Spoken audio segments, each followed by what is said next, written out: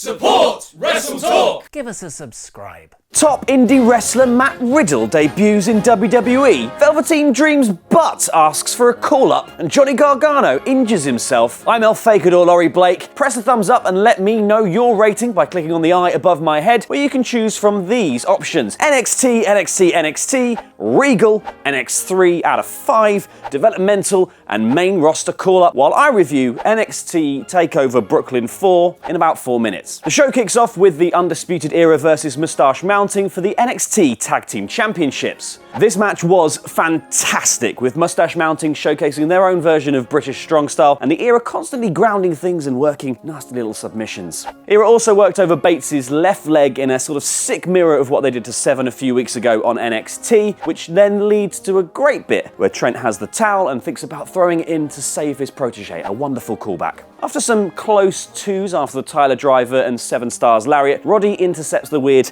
neck bounce clothesline thing that Bate does with a brutal knee, and then the Era hit the high-low for the win. A strong contender for match of the night. And then, as if delivered by the Bifrost, the War Raiders appear in the ring and absolutely smash up the Era. Kyle O'Reilly ends up joining the Mile High Club because he got f***ed at altitude. That is one way to set up your next title feud. We then get a recap of Velveteen Dream versus EC3, and yes, it does include the rubbish bit where Dream was dumped into the pool, becoming the wet Dream. Dream walks out in a crown and tights that read Notorious DREAM, and they say, "Call me up Vince," across his butt. Weirdly, not the most shameless publicity stunt I've ever heard of. The match itself is a little clumsy in places, but things really kick up a gear following a devastating DDT onto the ramp from the Dream, and the finish is also horribly brutal. There's a horrific Death Valley driver onto the apron, followed by a purple Rainmaker straight to the outside, and then Dream covers for the win. Didn't really expect Dream to get the win here, because if his bum is to be believed, he's moving on up. And also, I'm not really sure what this does for EC3's character, as he's yet to secure a really high-profile win. 1% feels like his chances of winning a championship in NXT. Next, we get a surprise broing from Matt Riddle, who's wearing his dad's suit. But he looks absolutely chuffed to be there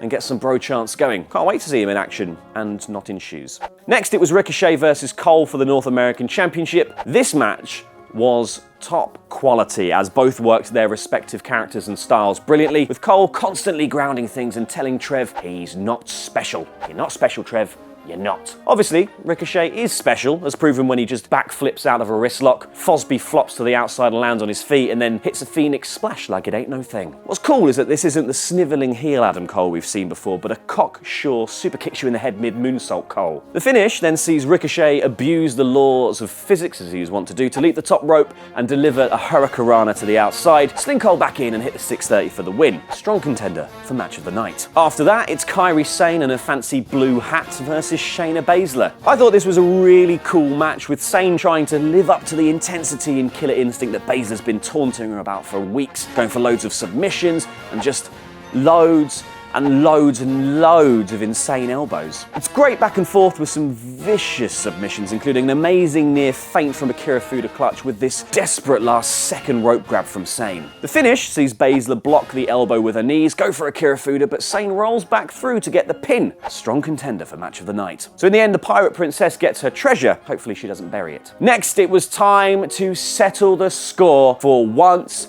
and all, but probably not. Johnny Gargano comes out with his Rebel Heart and his snazzy jacket. Ciampa then walks out with his Black Heart, snazzier jacket, and Charizard levels of heat. Coming into this, it was tough to see what else these two would do. They've absolutely brutalized each other in the past and left no stone, ring mat, anything in the ring unturned in their attempts to seemingly end each other's careers. But no, apparently there was loads to do, including throwing Ciampa into Percy Watson, an air raid crash through an announce table, a lawn dart into a chair, a running knee with a chair that goes through the barricade, and a whole pile of stuff just chucked on Johnny Gargano like a weird episode of Finders Keepers. And that's just to name like a few. But don't worry, it's all fake and they're mates and it doesn't hurt one bit. It ends with a throw into the screens and a callback to how it all began, and then we've got Ciampa handcuffed to the stage, eating super kick after super kick. He pleads, begs, and apologizes, but Johnny's now just too unhinged to listen, which, as you would expect from all tragic characters, leads to his downfall as he smashes his knee into a load of flight cases after running it through Ciampa's head, but still means he can't get up to answer the 10 count, while Ciampa just rolls off the stage